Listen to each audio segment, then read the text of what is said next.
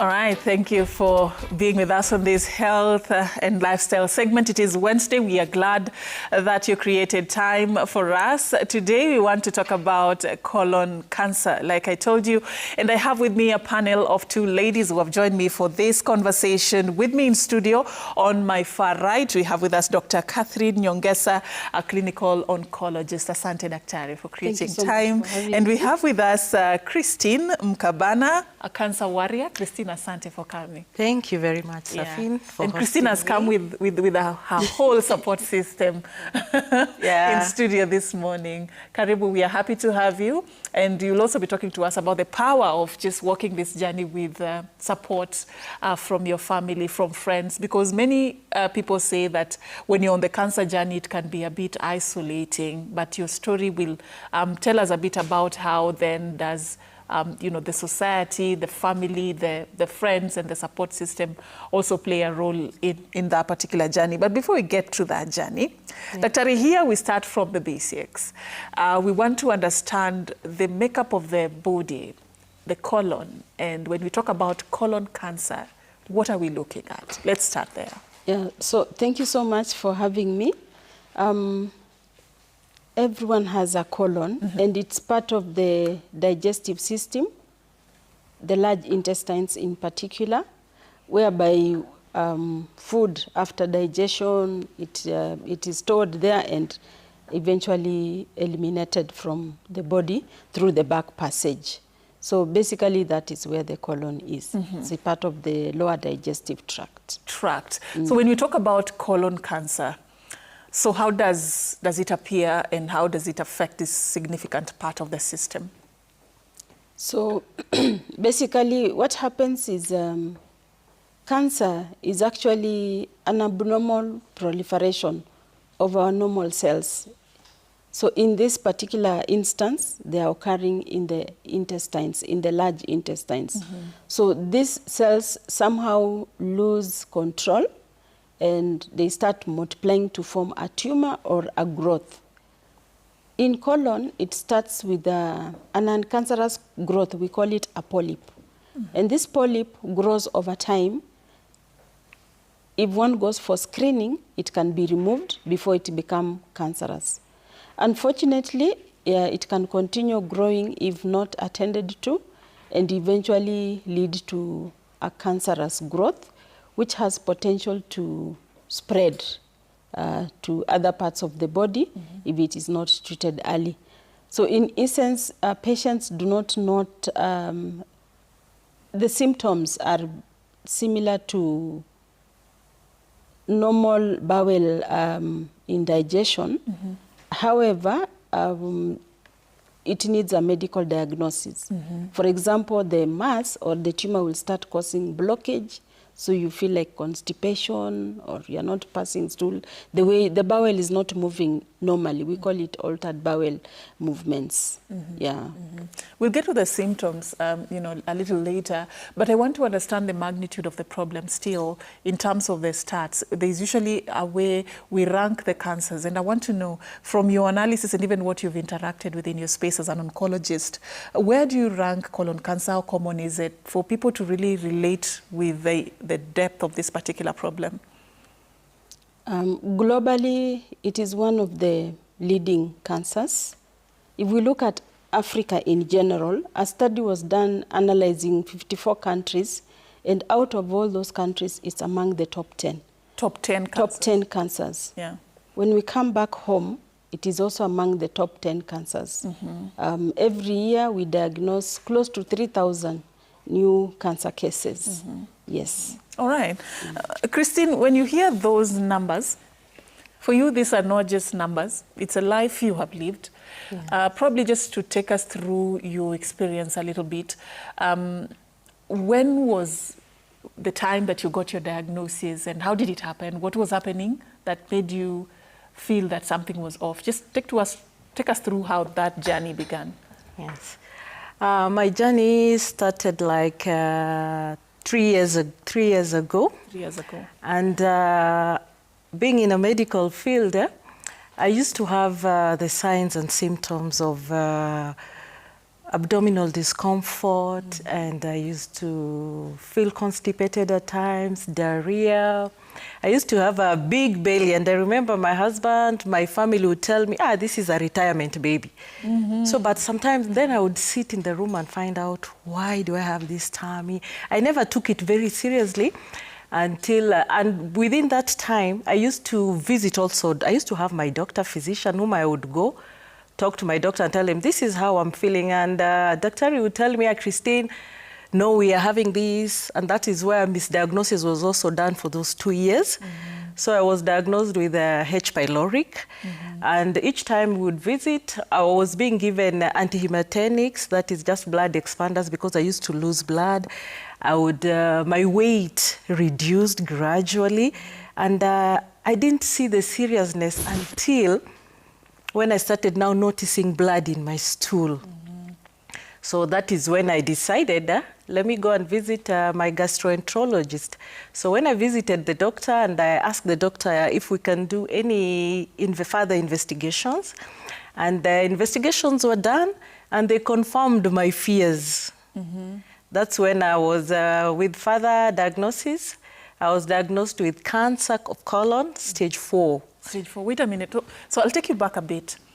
So for the 2-year journey, you had developed complications and you were seeking medication. And Yes. for 2 years, there was no, the right diagnosis, you were not issued the right diagnosis. So you were treating different things for these 2 years. We were treating H. pylori. We were just boosting my hemoglobin, which kept on going down. So we had not actually found the root cause of all this.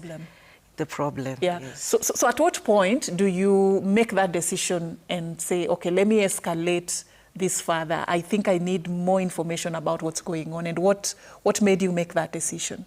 I made that decision one time when I went to the loo, and there was a lot of fresh blood in my stool. And after that, you have the urge to pass the motion or also to opt for big bowels. But now when you go to the toilet, you'll see some small tissues like meat. That's what really worried me. And I decided, no, today I have to go to the doctor. So I went and saw my doctor and I told Doctor, today we have just to do further tests. Today I'm not taking any more medication, or you see, like if you feel nausea, the discomfort, you'd be given painkillers, you'd be given antiemetics. We'd also get antihematinics just to boost the blood. But that day I told Doctor, today I'm not taking. For 2 years, I've taken this medication. Today I will not. Today I just need those further investigations like imaging, the scans, what was going to give me the diagnosis. And it was confirmed. And after it was confirmed cancer colon, we proceeded with the further investigations, and we did the scans, which helped in staging. Staging it. Before we get there, Christine, you said confirmed my fears. Yes. So where did these fears come from? You know, I had all the did you suspect, or like where is this fear coming from? Coming from a medical background, I had all the 4 cardinal signs of colon cancer. But I think I used to say, you know, I had also taken care of these patients. So I was like, would it be, would it be? Initially, I didn't think it was close to cancer. But now when I went to Mr. Google, Dr. Google, and confirmed, I tell you. And then through the results, I said, okay, I have it. Yes. I'll come to you now to talk to us about what steps you took after that. And it's not an easy news to be given, in as much as you had the prior medical background. But still, if you're given a result that confirms that you have cancer, for anyone, I would imagine it's not something that is light to take in. But Daktari, she has talked about some symptoms for her. I know symptoms vary from one person to the other. Maybe you can tell us more about those, the most common ones that people who are watching can, look at and begin to know that something is off. And the issue of misdiagnosis, have you interacted with that a lot as well? Is it a big problem in this space? Yeah, definitely. Colon cancer symptoms mimic other non-cancerous conditions. When we talk about altered bowel habits, many of us will have constipation one time, diarrhea another time. Those are typical symptoms of colon cancer, but they are also not, they happen in other conditions, maybe you just you are dehydrated or something, or you have some bowel infection. So due to that, there could be a misdiagnosis. Then secondly, you may feel bloating.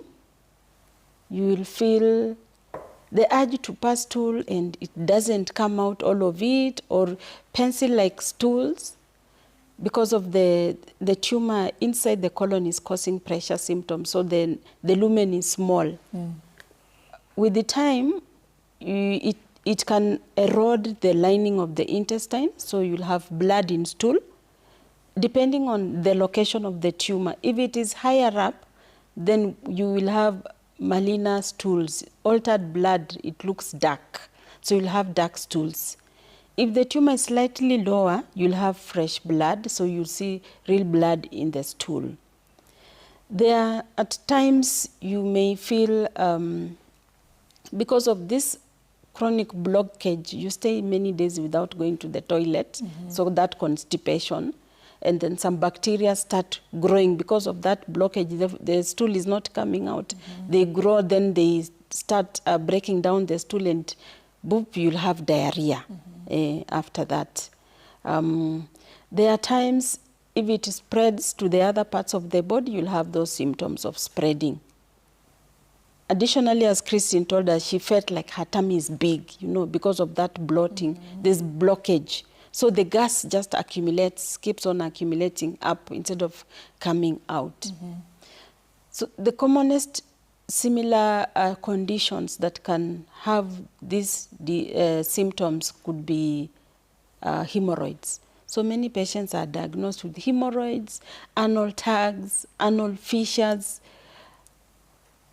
So it's just a wake-up call that we should all be aware that these symptoms could also be suspicious of a cancer condition, and if one has them, you go to your doctor. All right. So that they establish. I want to understand this problem of misdiagnosis and whether you see it a lot in your space, and what is it that you would then tell, you know, health practitioners in terms of not missing it, because you'd look at it in so many fronts. Do we have enough people like yourself who are specialists in the smallest part of this country, the remotest parts in the villages? Because this condition could happen anywhere to anyone, but do we have people like yourself who can catch it early? Do we have the required you know, infrastructure in our medical facilities? Where is this problem coming from, and what exacerbates it? So care starts with on personal level. So number one, as patients, they actually ignore these symptoms and treat it. They just go over the counter, buy medication. So already that's one problem. The second problem is lack of high index of suspicion. So as a country, we still have a lot to do. We have to train our medical personnel in the field about the warning signs of colon cancer.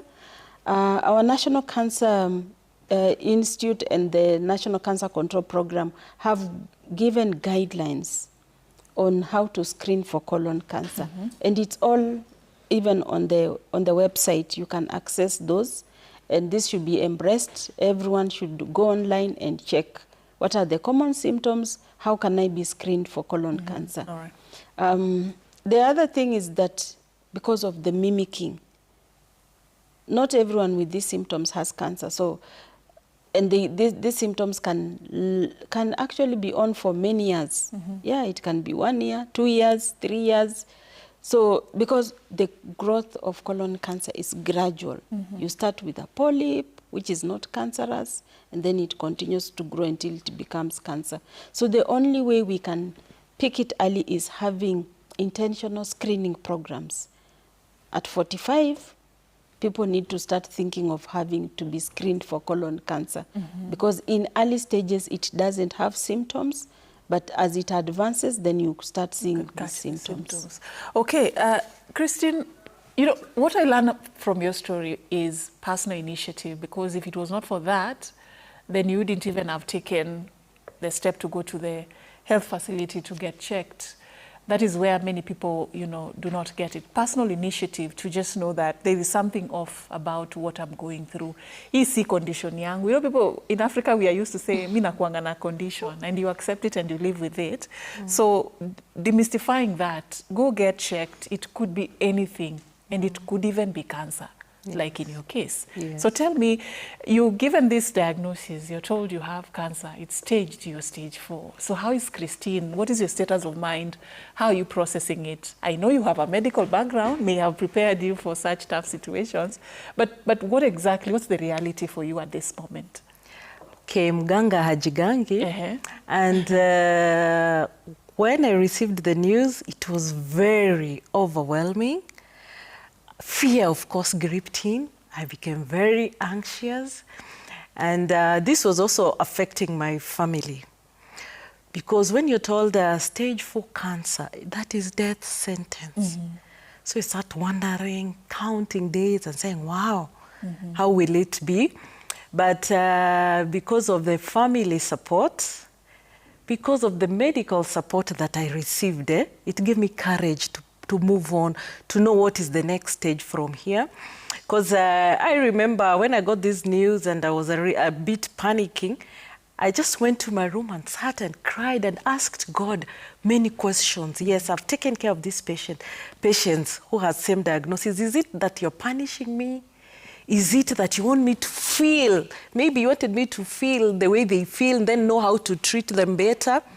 So that is when now when I called Daktari, and you know, she's very patient, I just called Daktari, I told Daktari, I have this and I'm coming. You know, I was very hyper on the phone, and she just listened and told me, Mom, I'll be in the office at 2 p.m. Can you come and see me? So with such kind of a talk, you know, you feel comforted even during these dark times. And then my family support. Of course, I have a daughter who's everywhere and wants to know what is happening. So sometimes I would hide it from her because I didn't want, I was still internalizing what to do, how to go about it. My spouse was not there, so I had just to send the tests. He had traveled, and so he came. So we are 5 in our family. So these siblings, they all play a role. I remember my brother, when I told my brother told me, this thing I've seen. You know, he likes telling us, like, he reads stars and he says, Christine, hapa hakuna kitu. And giving you hope. Yes, giving me hope. And then I have a sister who's a social worker at the head of it. Christine, if you're not okay, you know, they kept on pushing me. Then there's one sister also who kept on taking, you know, like a CID. He would escort me everywhere just to know what has the results said, and all these things helped me to open up. Yeah. So you received this news, and quickly your fallback is the support system that you really you know, took advantage of during that time. Yeah? Yes. It played a role in how. Very big role. So how do you begin your journey to treatment? So what was done and what happened? Just take me through how you managed. So after I was diagnosed, I am a doubting Thomas. My mom used to call me that.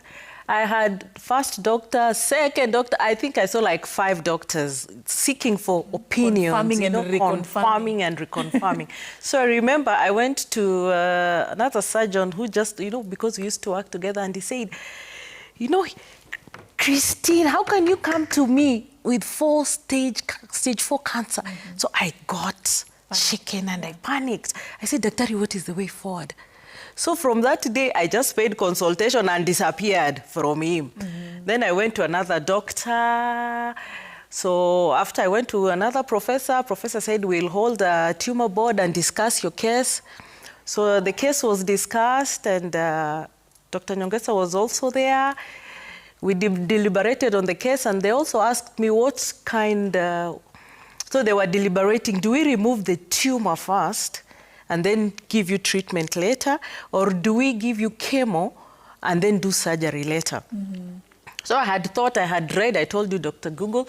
So I said I would prefer the tumor to be removed, you know, because you feel very bad. It is in you. It is just like a dead child in your womb, and you're still carrying it. So I wanted it out as soon as possible. So all my friends, doctors, they said, Christine, remove it. So, and that is how when after we decided now to remove it, we were to choose facility where to go. And during that tumor board, I could hear doctors discuss which hospitals.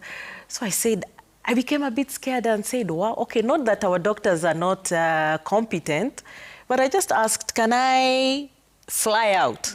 Can I be a medical tourist? Yes, can I be a medical tourist and just go out? But you see, Christine, you're talking about this in a very composed, manner. You're such a strong woman. But what was happening at that time to Christine in terms of her health, in terms of her emotions, in terms of just how cancer changed her life that time? What was happening? Emotionally, I was overwhelmed. It really drained me. It was also draining my family. A lot kept on running my mind. And I kept, my faith increased because I kept on asking God. I have a very short time. I had not planned this, and I kept on telling God, add me time so that I can do 1, 2, 3. And financially, of course, it strained all of us because initially when you're beginning the treatment, the medication, it's outpatient. Yes, I had a cover, and I want to thank my employer.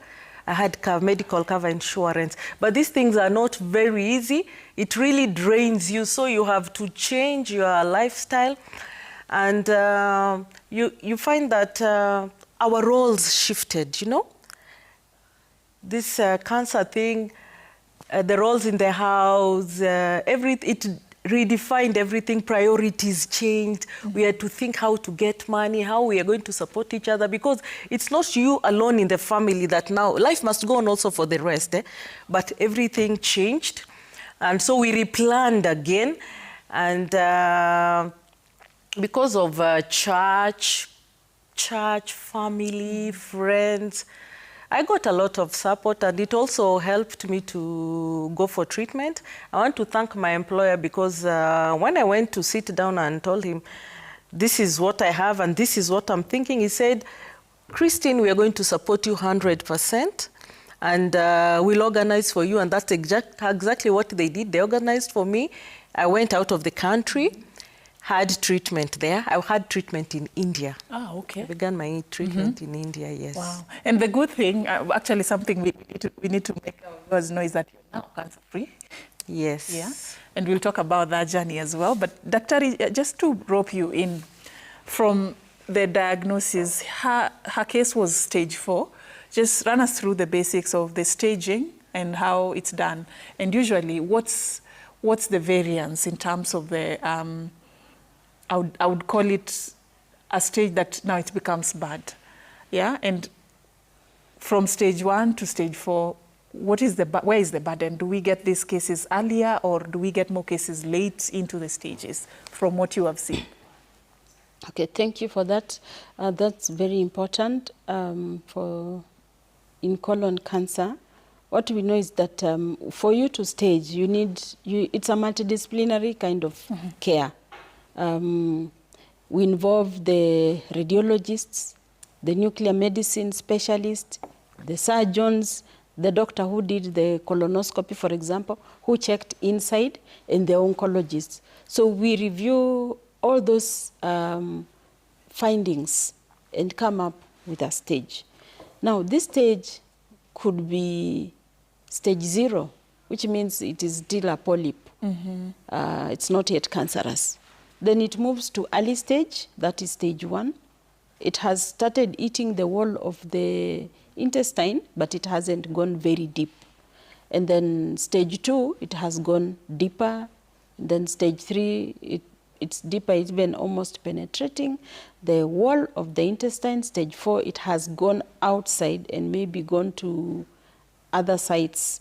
From the stage 3, it has also affected the lymph nodes. And stage 4, the early stage 4, it means it's just locally advanced, but in the late stage 4, it has escaped into the blood system and affected distant organs. We call it metastasized.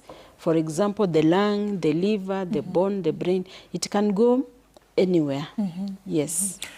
Christine said that there's a doctor she interacted with and was really devastated that she's presenting at stage 4. And in as much as she paid the consultation, she said she's not going to walk that journey with that doctor.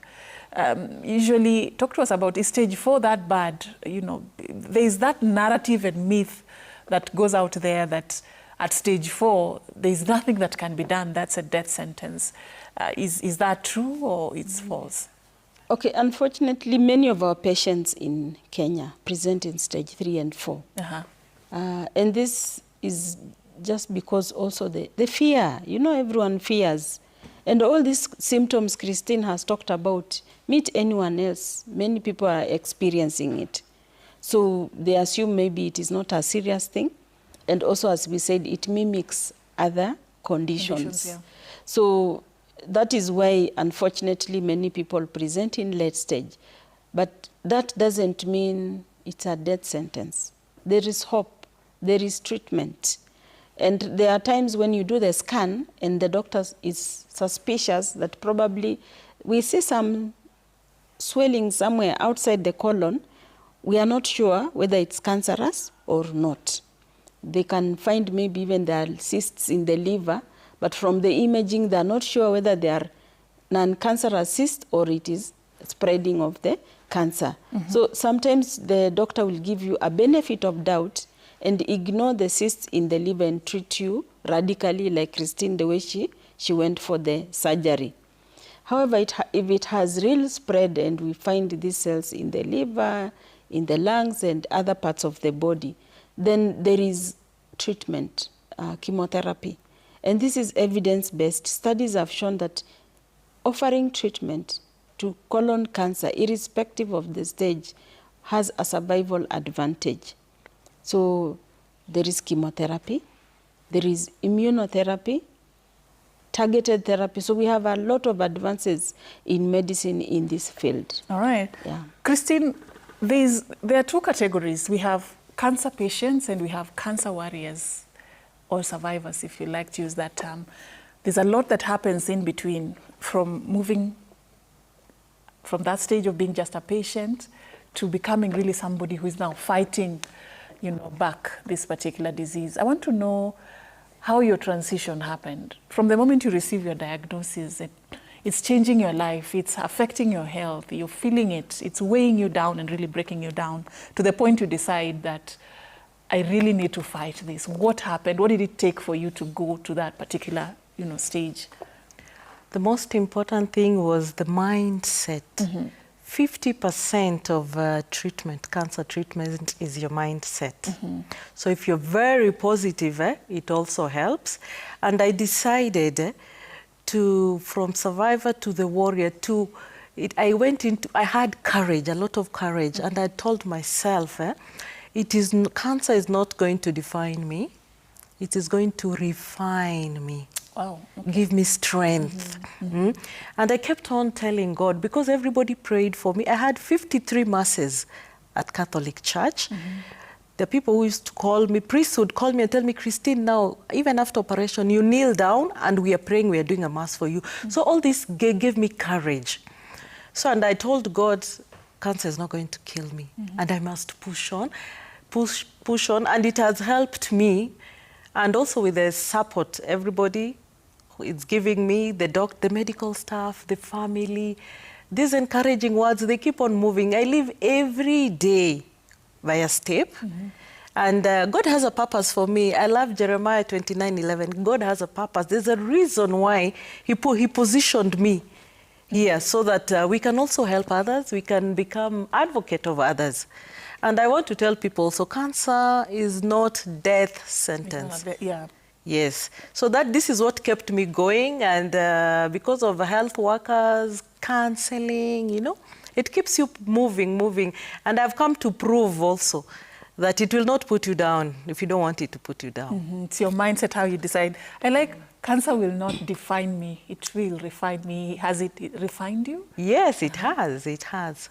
My life has changed. It has drew me more to God. Same to my family.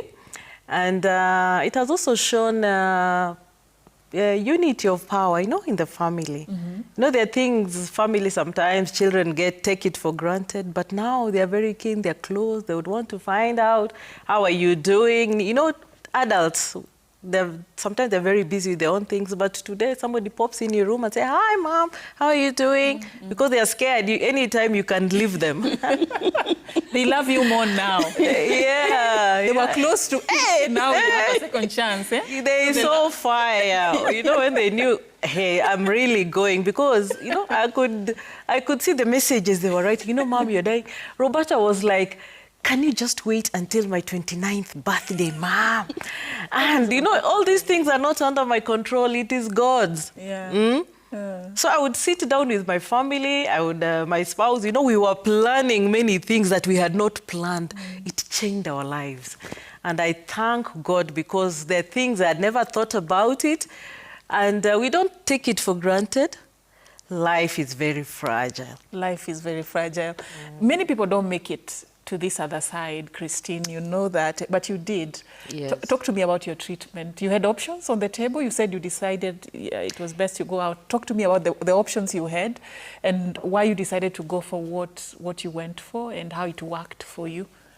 Okay, the options were, they gave me chemo before surgery. But when we were in the tumor board meeting, I could hear other doctors were like, you see, by the time we are giving chemo, the tumor would be also sometimes, can also be very aggressive, Then I thought that would kill me first. So I said, let it be removed, and then I come for chemo. So that is now when I decided, let me go for surgery. And we planned and went to India. So when I went to India, and the first time I'm meeting these doctors, so he has all my reports with him.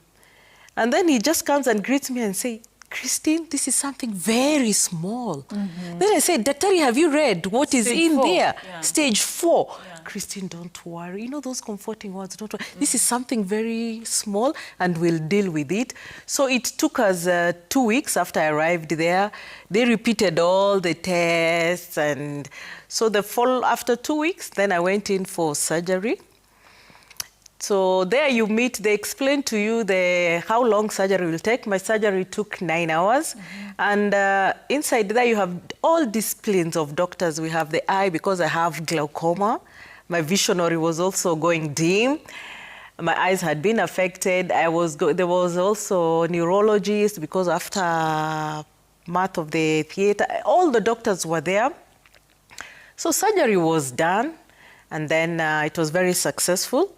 I remember even when they took me to theater and they were asking, my surgeon was saying, Christine, the robot is going to help. I said, Daktari, don't give me a robot. Because, robot is controlled. Just use your hands. Oh, okay.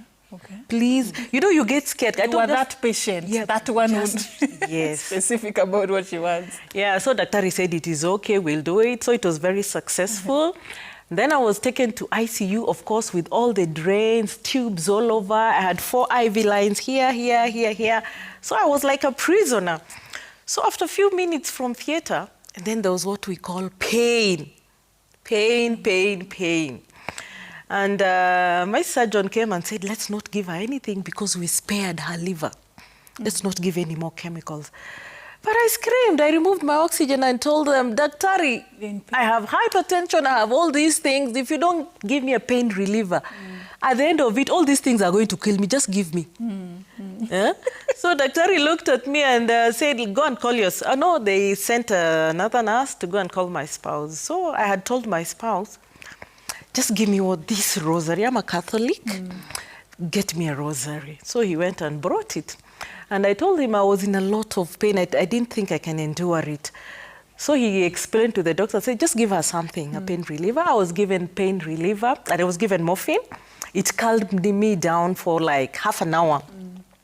After that, my dear pain, I could not. It came back 7 times. Yes, exactly. Yeah. So now they told me they'll not give me anything. I said, it is okay. So when I took this rosary, I don't leave it behind. And I told God, I want to give you this pain because I can't take it anymore. Please make sure it disappears. And God is great.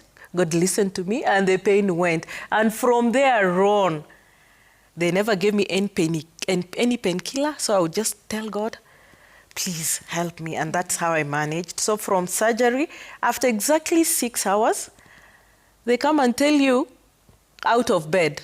I didn't believe it. I said, can I really walk? They said, yeah.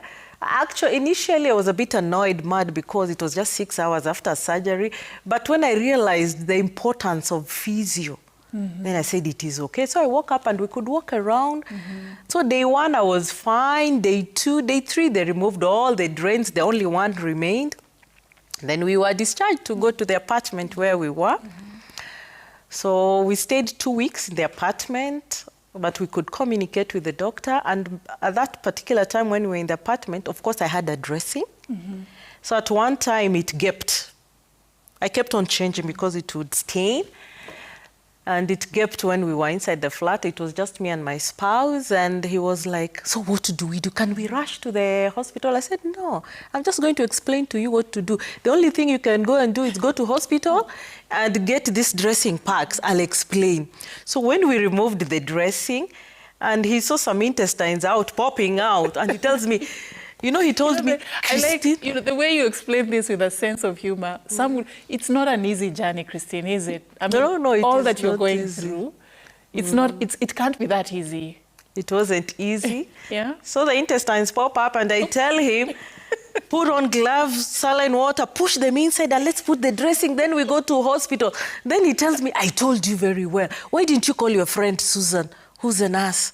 I told you I cannot. Me, I'm an accountant. I can't. All over. And then I said, you're an accountant. Yes, you're going to help me to deal with the cost. At the same time, I'm a nurse. I think we combine these things, and it's going to help us. God brought you together for a reason. Yes. So he did the dressing. He was scared. He finished.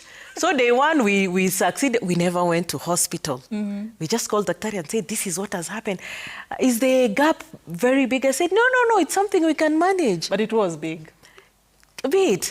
We had nurse patients and we had seen this thing. I just said, I will not go to hospital. It is having this faith, because I had told God. I'm telling you, we kept on praying from midnight to 3 a.m. We used to kneel with the drains or not, because the priest used to tell me, Christine, wake up, it's praying time. And with faith, it happened. These things happen. They're for real.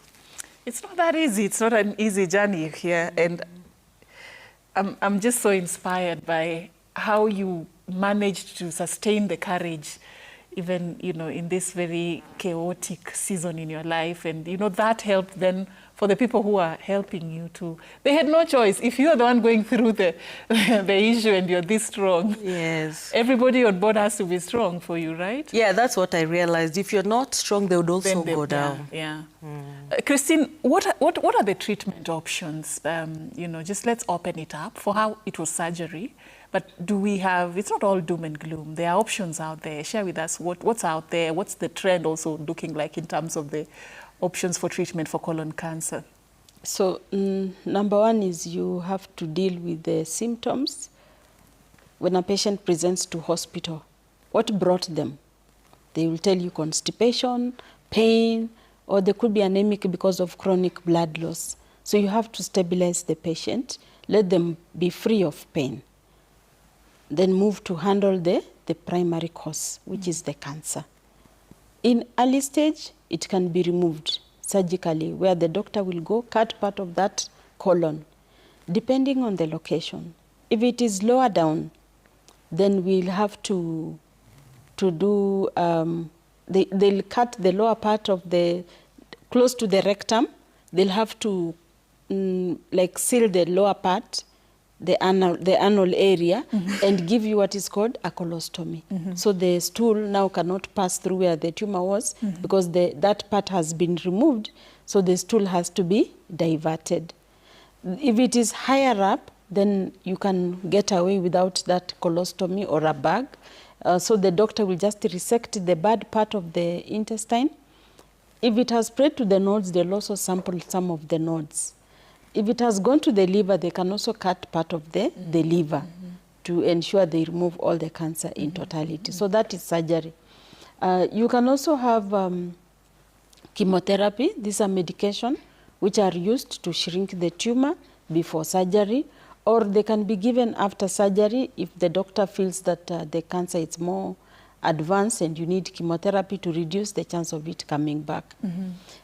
For patients where surgery cannot be done, and the tumor is slightly also in the lower part of the colon, you can have what we call radiotherapy with chemo at the same time, so that it shrinks the tumor. Ultimately, surgery can be done, or it could just be the definitive treatment if surgery is not possible afterwards. In terms of systemic treatment, we have other medicines entering the market. As I told you, we have what is called targeted therapy, immunotherapy, on top of the conventional chemotherapy. So there's a lot of research that is going there. And over years, newer medications are coming into the field just by the virtue of trying to improve, giving patients more chances of survival. At the end of the day, this care is multidisciplinary. So we don't forget our oncology nurses, our radiotherapists, our medical physicists, our counselors, the nutritionists, the palliative care specialists. Like, it involves everyone. And the family, the patient supporters. I think Christine can tell you she's leading a group of cancer survivors. They call themselves Uwezo Cancer Support Group. So all this support system is very important. Not forgetting your spouse or your next of kin. They are very key, your children. So we all need to work together, the community, the church, to support these patients, because this care is not limited to the doctor alone. This patient goes to integrate in the society. So that support is needed. They go to work. The employer also has to be accommodated to allow the patient recover. All right. The options that are available in the country and the issue of medical tourism, you know, many people feel that you have to travel abroad for you to get cancer treatment. Just talk to us about the options also, in terms of whether to go abroad and what's available locally. So we have all these treatments. Even surgery, Christine can confirm it's available locally. Locally, yeah. But also it's that familiarity, you know, like Christine, we've come a long way. She's been very instrumental. So sometimes I always tell my patients, if I'm your doctor and we are too close or we know each other, I can undertreat you or over-treat you. So we always prefer you seek treatment from somebody else. Yeah. So for Christine, we discussed and opted she goes overseas for treatment.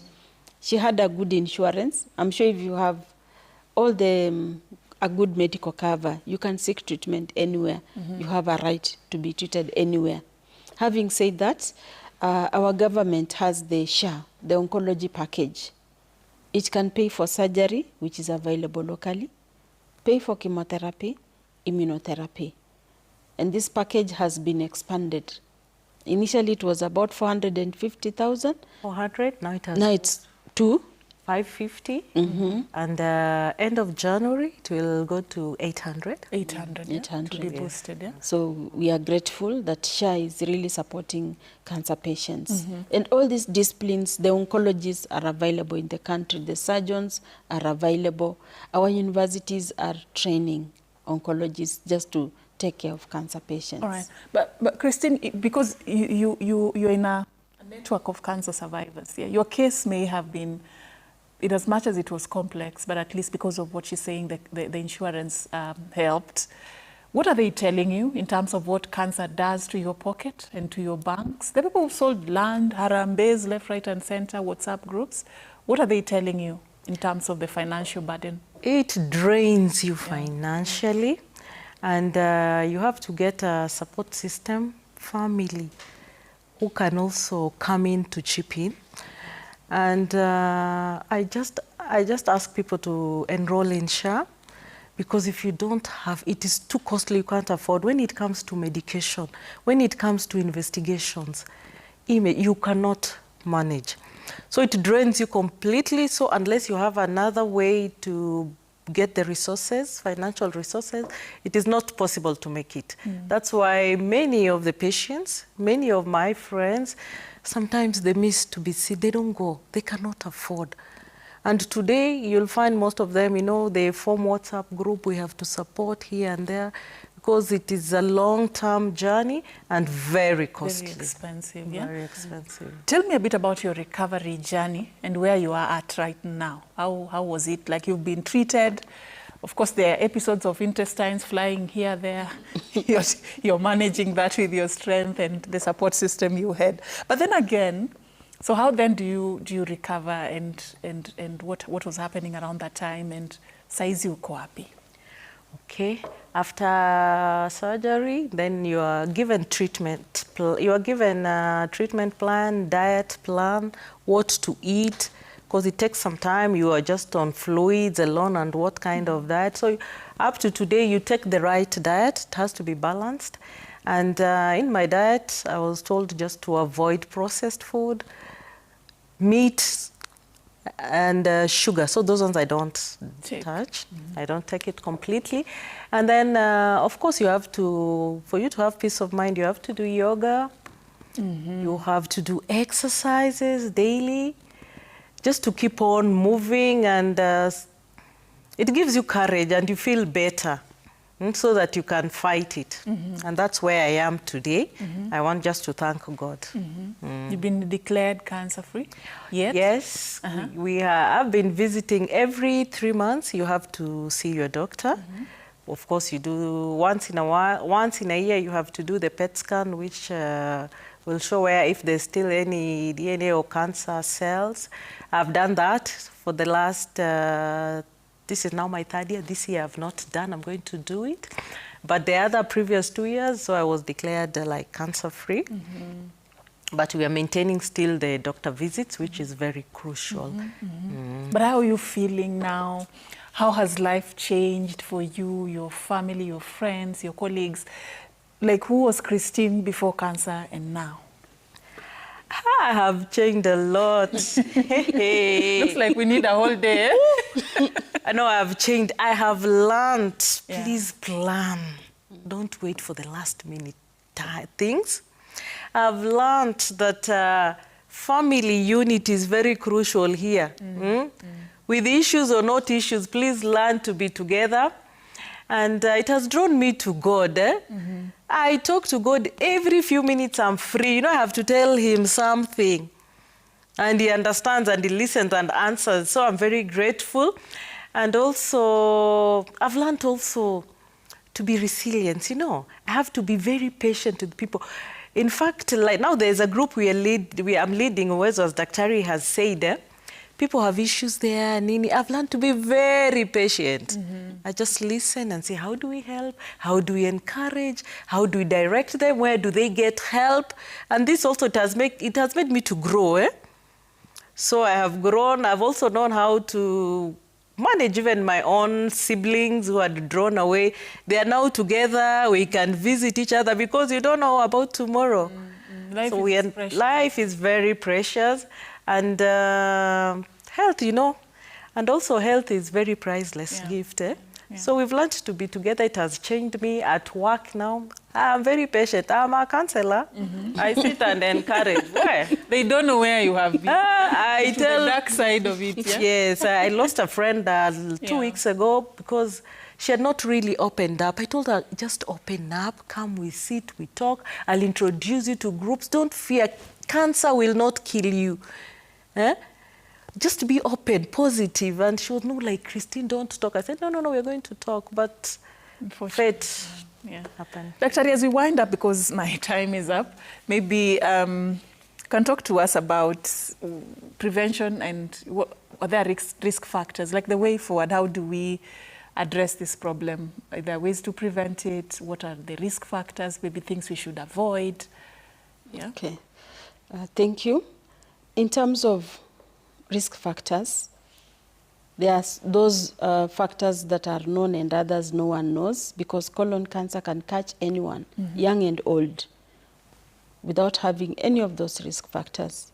However, having said that, age, as we grow older, the risk increases. A positive family history, like now Christine needs to encourage her siblings, even her children, to go for screening. Regularly. Generally, screening will start at age 45, but sometimes if there's a family history, then we encourage that one goes early. Avoid use of tobacco. Excessive use of alcohol is also not good.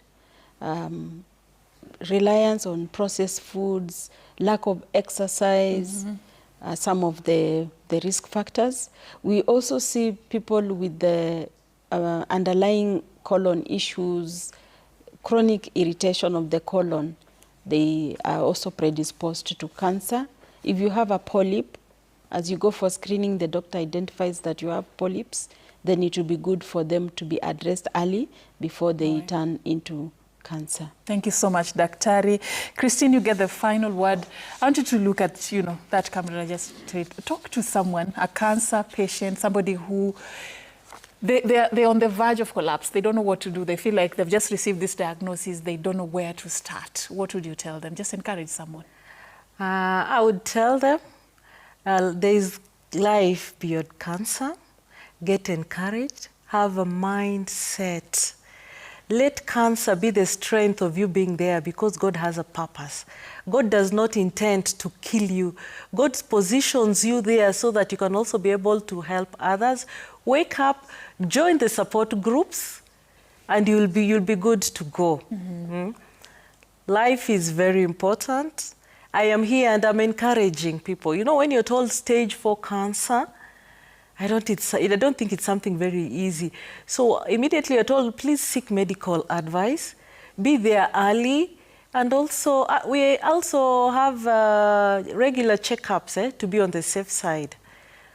That's what I would tell them. Thank you so much. Inside that calm, composed spirit, there is a strong warrior that beat cancer, stage 4 cancer.